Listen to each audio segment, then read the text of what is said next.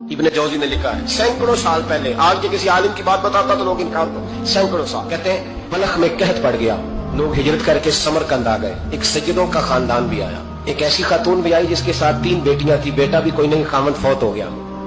मस्जिद के साथ मेहमान खाने बने होते, वहां उसने बच्चों को ठहराया और निकली समरकंद में कि कोई आदमी मिल जाए और उससे कहूं कि थोड़ी सी मदद हो। वो चलते चलती एक सेठ के पास, रईस के पास पहुंची। जिन लोगों के पास दौलत आती है ना, वो कई दफा सख्त जुमले कहने लगते हैं जो अल्लाह को पसंद नहीं आते।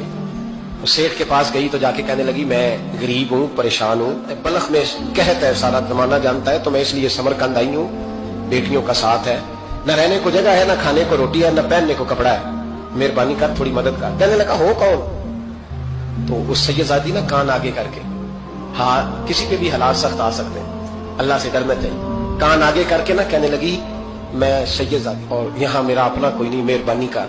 तो वो सेठ साहब, चौधरी साहब कहने लगे मुझे कैसे पता चलेगा तू सैयद है? तो सैयदादी ने अपना पल्लू खोला और अपने आंसू दोनों आंखों से साफ किए तो कहने लगी अल्लाह तेरा भला करे, मैं साबित नहीं कर सकती कि मैं हुजूर का खानदान, मेरे पास कोई दलील नहीं, मैं नहीं बता सकती। चल ठीक है, चली गई। किसी ने बताया कि यहाँ एक यहूदी भी रहता है, वो बड़ा सखी है, या आतिश परस्त है, या पारसी है काफिर गैर, सखी बड़ा है। उसके पास गई, बैठी रही, लोग बैठे थे, जब चले गए तो करीब गई, कहने लगी मजबूर हूँ, परेशान हूँ, गरीब नहीं हूँ। कहने लगा बीबी तुझे कभी देखा नहीं, समरकंद की इतनी आबादी नहीं, मैं सारे शहर, तू कौन है? तो कहने लगी तारफ ना ही पूछे तो अच्छा है।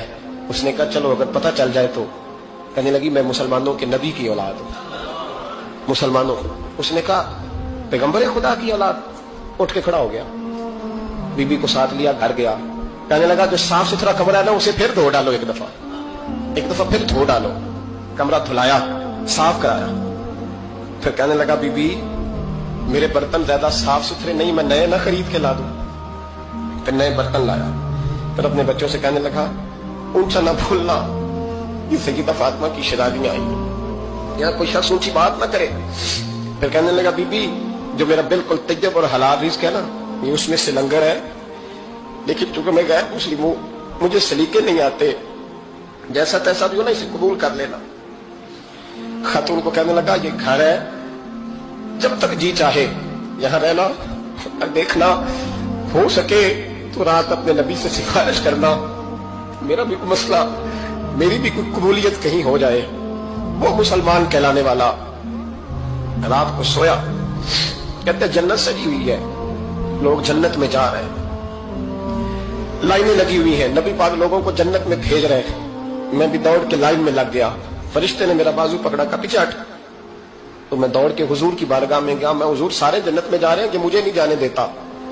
नबी पाक ने फरमाया तू कौन है? या रसूलल्लाह मैं मुसलमान हूं। कहते हुजूर मुझसे फरमाने लगे कोई दलील है तेरे पास? दलील है कोई तेरे पास? मैं चुप कर गया। फरमाया मेरी बेटी तेरे दरवाजे पर आ ही गई थी तो तू दलीलें पूछने लग गया था। हम जा दौड़ जा। सवेरे आंख खुली तो गलियों में ढूंढता फिरता है, तलाश करता फिरता है, कोने कोने में जाता है वो सादात का घराना कहाँ है। ढूंढते ढूंढते उस गैर मुस्लिम के दरवाजे पे जाके पहचान लिया तो कहने लगा खुदा का वास्ता जो तूने नौकरी की है ना, इनकी मुझसे 11 गुना ले ले, ये सादात का घर मुझे दे दे। तो कहने लगा कल तू आता तो शायद बात और होती, आज बात और है। उसने कहा मेहरबानी कर। कहा नहीं कल तू आता तो मामला और था, आज मामला आज और है, रंग बदल गया है, हालात तब्दील हो गए हैं, अब तू देख दाख के आया, जा दौड़ जा। कहने लगा नहीं मेहरबानी कर, दे दे। तू गैर मुस्लिम में तेरा क्या ताल्लुक? कहने लगा चुप कर, गैर मुस्लिम में कल तक था, कल से सज्जदों से प्यार किया है तो मेरे हालात संवर गए हैं।